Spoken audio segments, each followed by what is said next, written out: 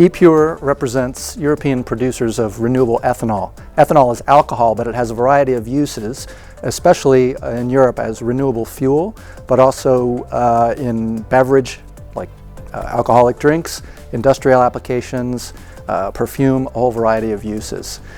Our members own refineries around Europe that convert agricultural crops, wastes, and residues into this alcohol, and also at the same time into food and animal feed proteins. So at the same time producing renewable fuel to reduce emissions, and animal feed and food to help boost European food security.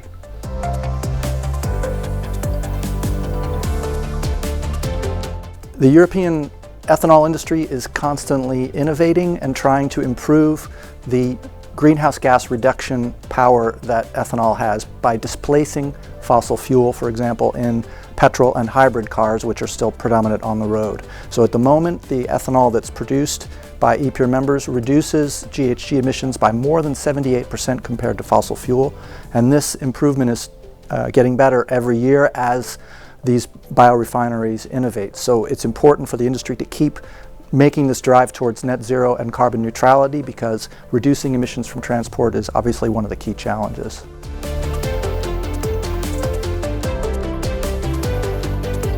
The renewable ethanol industry is focused on mainly the transport industry in terms of reducing emissions from transport by displacing fossil fuel, but also at the same time, because the ethanol refining process creates both fuel and food and feed at the same time, we're helping offset Europe's protein deficit, so reducing the amount of animal feed protein, for example, that has to be imported from elsewhere. So it's a dual technological challenge.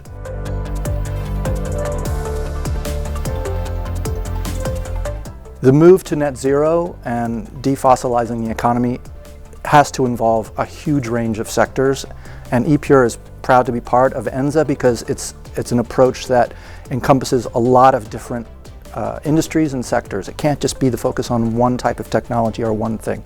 So ePURE, as our belief that Europe needs to embrace all technologies that work, we think ENZA is the perfect vehicle for mobilizing those forces.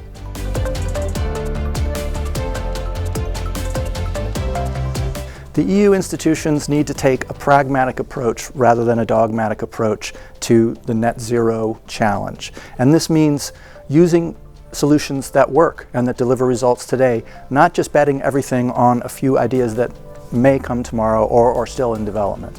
So this is one of the reasons that we're members of ENZA. It's because it's taking all these different sectors and all these different approaches rather than just betting on one thing.